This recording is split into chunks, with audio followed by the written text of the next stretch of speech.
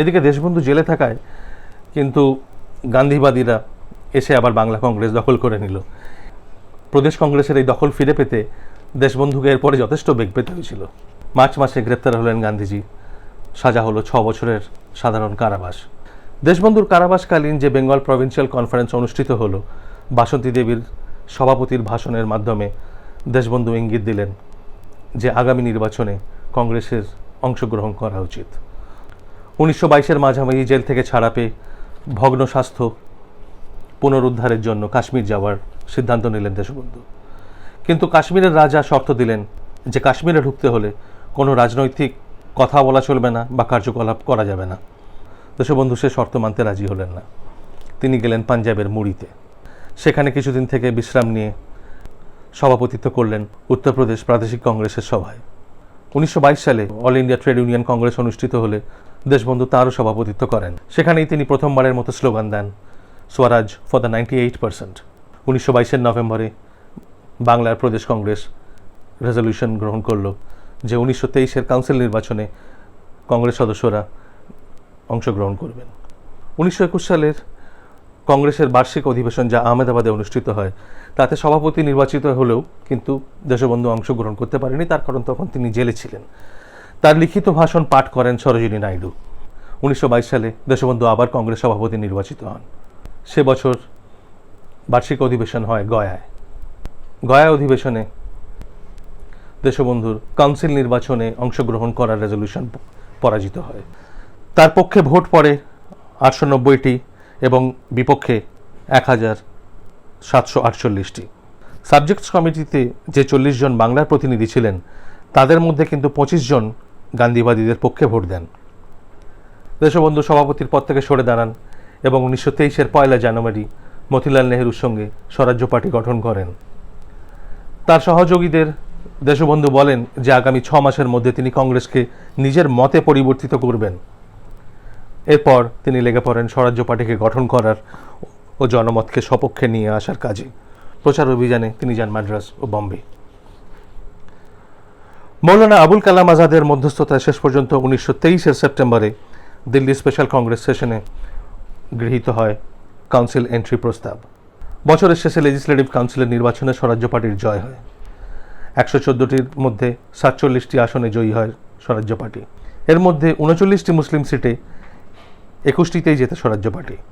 এছাড়াও দেশবন্ধু 19 জন নির্দলীয় কাউন্সিলের সমর্থনের প্রতিশ্রুতি আদায় করেন। বাংলার গভর্নর লিটন দেশবন্ধুকে আমন্ত্রণ জানান মন্ত্রিত্ব গ্রহণ করতে, কিন্তু বলা বাহুল্য দেশবন্ধু তা প্রত্যাখ্যান করেন। সাম্প্রদায়িক দাঙ্গার ঘটনা কিন্তু ক্রমশ বেড়ে চলেছিল। দেশবন্ধুর কাছে পরিষ্কার হয়ে গেছিল যে সাম্প্রদায়িক বিভেদের স্থায়ী সমাধান না পাওয়া গেলে স্বরাজের কাজ এগোনো যাবে না। এই নিয়ে তিনি স্বরাজ্য পার্টির নেতাদের সঙ্গে এবং জাতীয়তাবাদী মুসলিম নেতাদের সঙ্গে আলোচনা করে 1923-এর শেষের দিকে একটি মধ্যবর্তী সমাধান প্রস্তাব করেন, যা বিখ্যাত হয় বেঙ্গল প্যাক্ট নামে। এই প্যাক্টের সূত্রে দেশবন্ধু প্রস্তাব করেন যে মুসলিম প্রধান বাংলায় কংগ্রেস ক্ষমতায় এলে নতুন সরকারি রিক্রুটমেন্টের 60% ধার্য করা থাকবে মুসলিমদের জন্য, যতদিন না তাদের মোট চাকরির সংখ্যা তাদের জনসংখ্যার অনুপাতে পৌঁছয়। কলকাতা কর্পোরেশনের ক্ষেত্রে 80% নতুন রিক্রুটমেন্ট মুসলিমদের জন্য ধার্য করা হয়।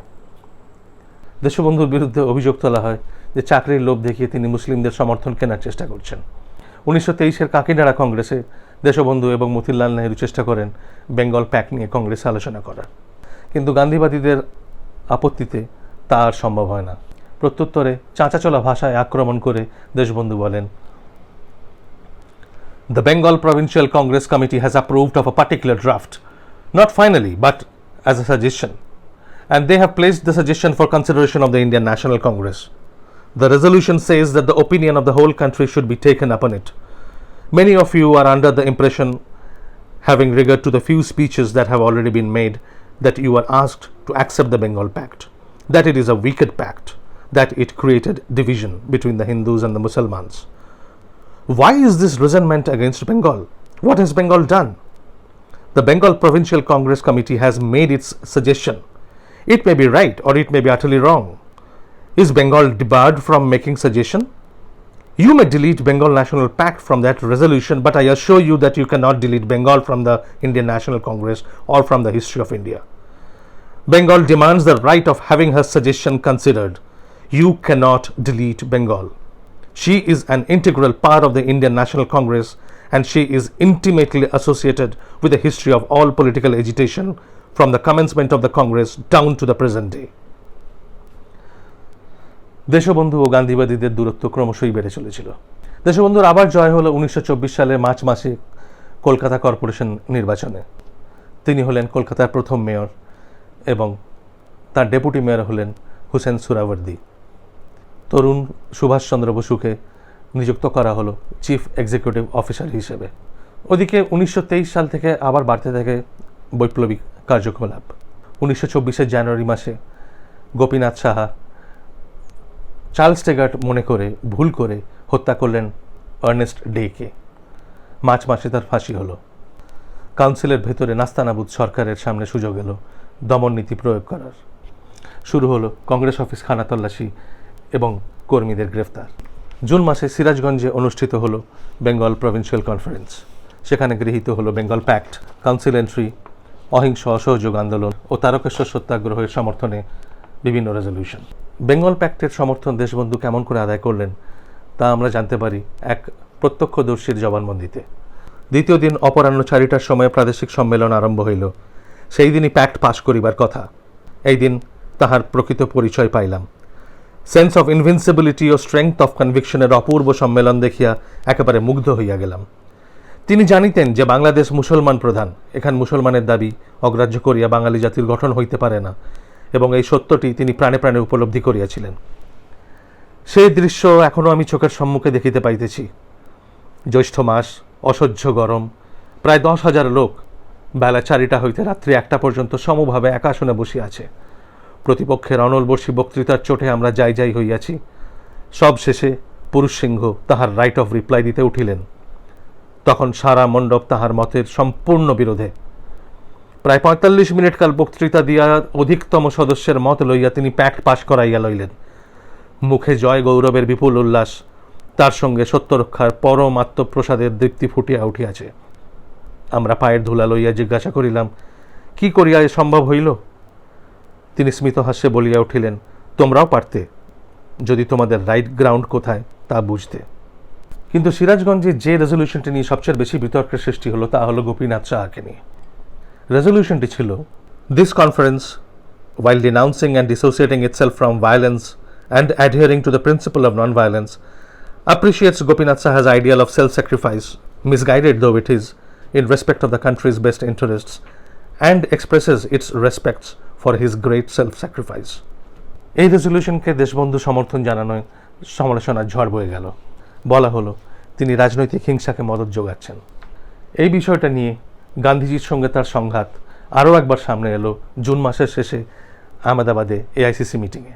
হিংসামূলক কার্যকলাপের নিন্দা করে গান্ধীজি তার প্রস্তাব আনলে দেশবন্ধু বলেন, সিরাজগঞ্জ কনফারেন্সে যে রেজলিউশনটি গৃহীত হয়েছে সেই রেজলিউশনটাই আহমেদাবাদেও গ্রহণ করা উচিত।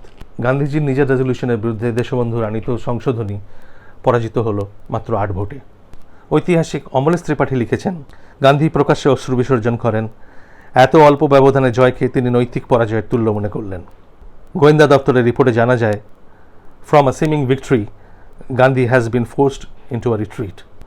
জনমতের ওপরে দাস ও নেহরুর আধিপত্য স্থাপিত হলো। গান্ধী বাস্তববাদী ছিলেন।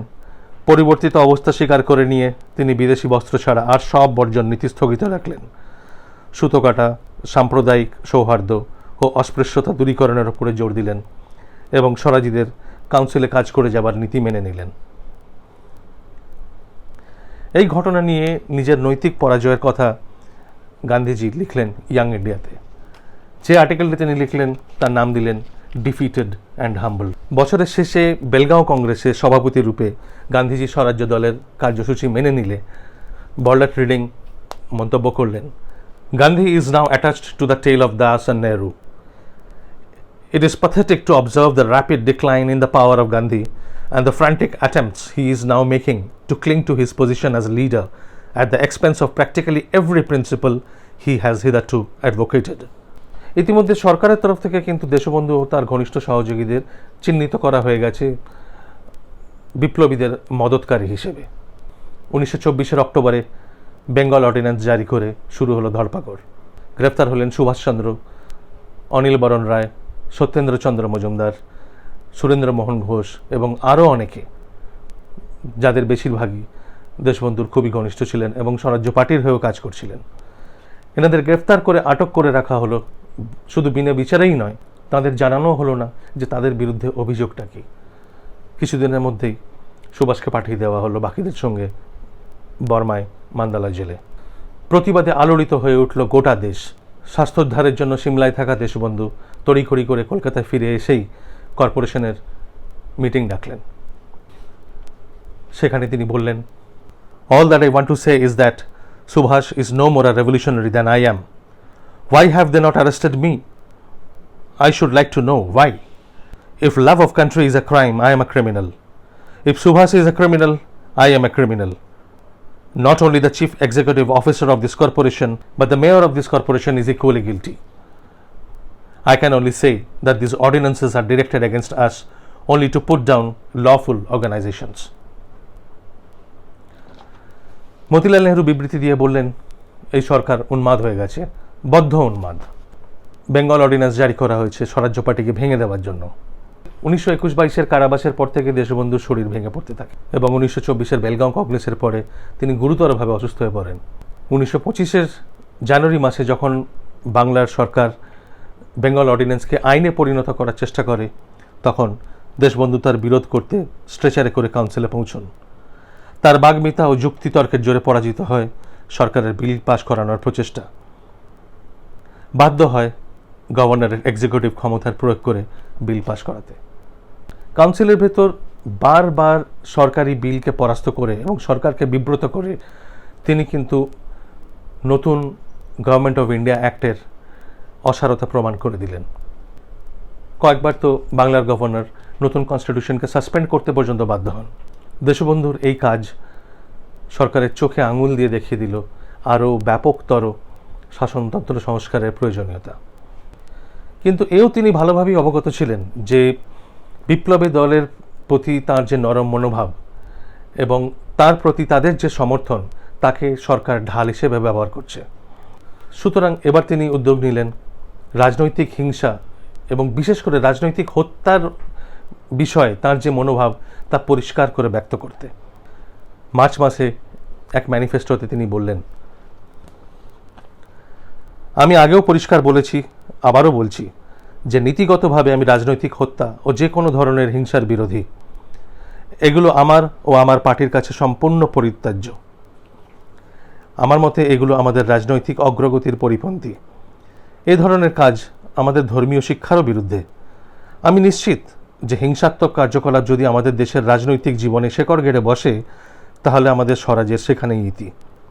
একই সঙ্গে এটাও আমি আগে পরিষ্কার করে বলেছি এবং আবারও বলছি যে আমি সমানভাবে সরকারি দমননীতির বিরুদ্ধে।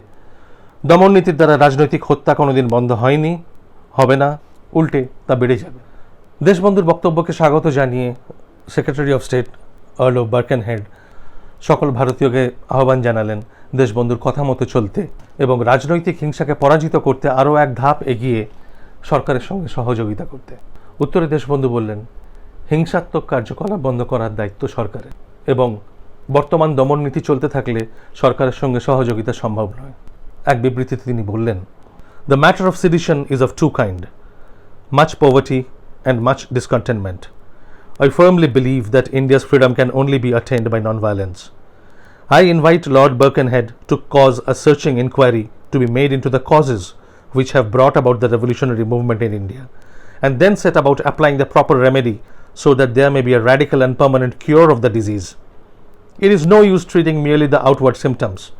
The moment they find that the foundation of freedom is laid by the government, I venture to assert that the revolutionary movement will be a thing of the past. Although I think a favorable atmosphere has been created for further discussion, I am unable to cooperate with this government in its present policy of repression. I have condemned both the violence of the Revolutionary Party and the repression of the government, which is another form of violence.